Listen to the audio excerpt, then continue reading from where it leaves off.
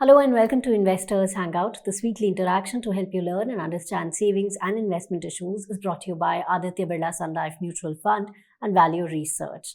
Now, in today's investment landscape, in this crowded jungle of too many mutual funds, it's difficult to zero in on the ones that are best suited for your portfolio.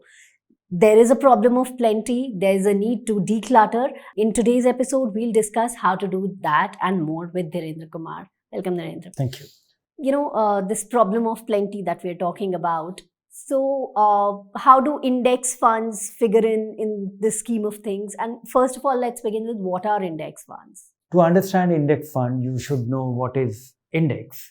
And most people understand what index is. Market goes up, you hear the news that the Sensex went up by these many points or it went down by these many points.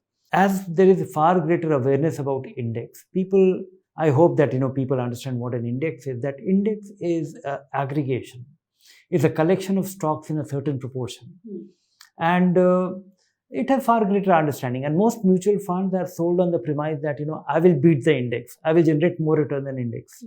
So index per se is about the market. It is generally assumed that the return that you get from index, academically speaking or theoretically speaking, it is what the market generates. That is it's the unmanaged portfolio. If you invest in that and that goes up or goes down without much of an effort.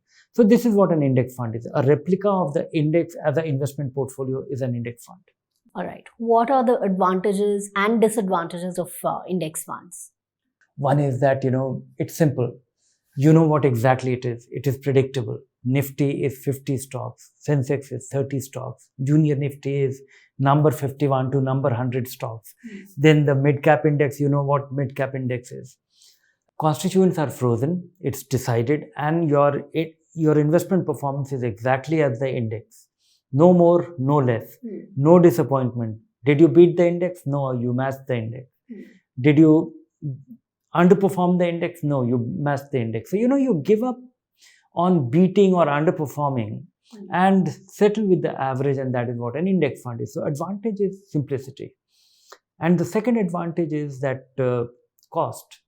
Most index funds are relatively lower cost simply because it does not require a fund manager to manage it actively. Besides that, all the other advantages of a actively managed or a mutual fund definitely continue, that you get diversification. You get the convenience, you get the tax efficiency. So all those things are there. But I'm saying that the special advantage that you get is the predictability and simplicity and the low cost. Okay. When it comes to disadvantage, the biggest disadvantage or, what actually does not strike a chord with people is that I invest in equity to beat the market, to do something substantial. And here is something, which you are settling to be an average. So settling to be an average is a choice which you have to make, which you invest in it. For that simplicity and low cost, you get this. Second is that, sometimes these indices are created in such a manner that the larger winners, the heavyweights actually dominate the index because they're mostly capitalization weighted, the big index I'm referring to. Then the third thing is that, sometimes that, okay, these are the losing companies. They are understandably going to lose the, plot or, it's on a losing streak. But still, the index fund has to hold it because it is not supposed to do anything except replicating the index. So you can see a loser part of the index and it is, widely known. Everybody knows it, but the index fund will own it. Heavyweight, dominating this. So these are the 2-3 disadvantages. All right. Now, coming to how can investors use index funds in their portfolio? Most investors can very, nicely use these index funds to their advantage. Even if you like actively managed fund, still one should use it for a specific reason. One is that, every portfolio, any investor's portfolio, should have equity as well as fixed income. Likewise, every equity investor's portfolio must have substantial large cap. And when it comes to substantial large cap, it could be 50%, it could be 70%, it could be 40%, but this much it should have. And that 40%, 50%, 60% should be stuffed with index fund, because all said and done in the large companies, it is very difficult to beat the index. And mutual funds are struggling, at least the large cap funds are struggling to beat the index.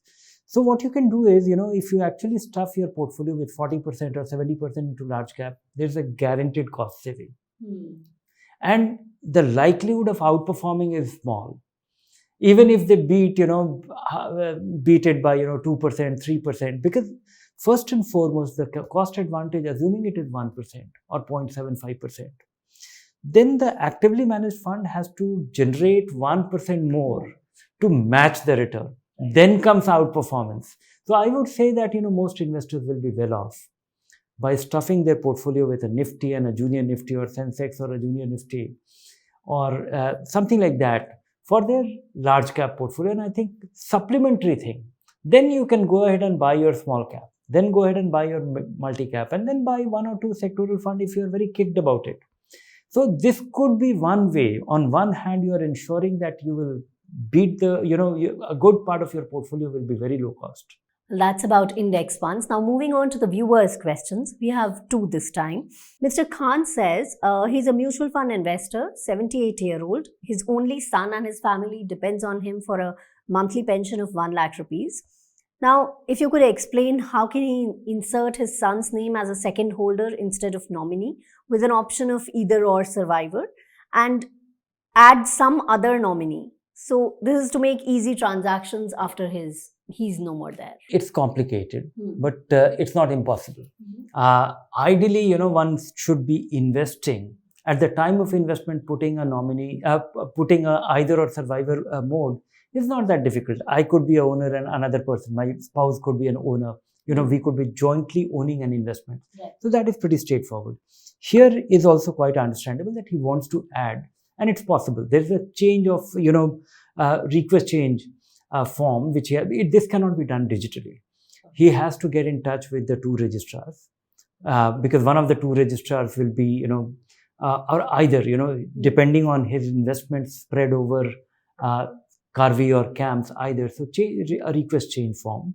And he should make sure that his son is KYC'd, all those things, compliances are in place.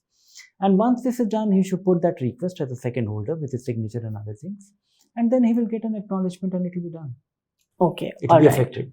All right. But this is a manual process. He will have to visit these places or get that form and sign it and duly, make it available to them. Okay. Now there's another question. This person asks, what is the best method to take a tactical call for getting the benefit of likely ensuing interest rate cut? Should we invest in government securities funds or long duration funds now, or through an STP for next 3 to 6 months? If you could guide him there. He already has about 25 lakh rupees invested in short-term debt funds for about 3 years, and the annual returns are about 5.5% to 6%.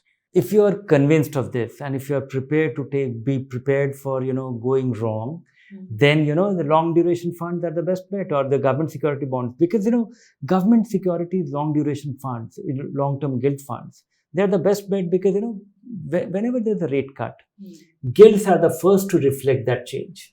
Right. And at a speed. Okay. All right then. That's all we have for you in today's episode. Keep watching this space for more information. If you like the show, do subscribe to our YouTube channel. Take care. Bye for now.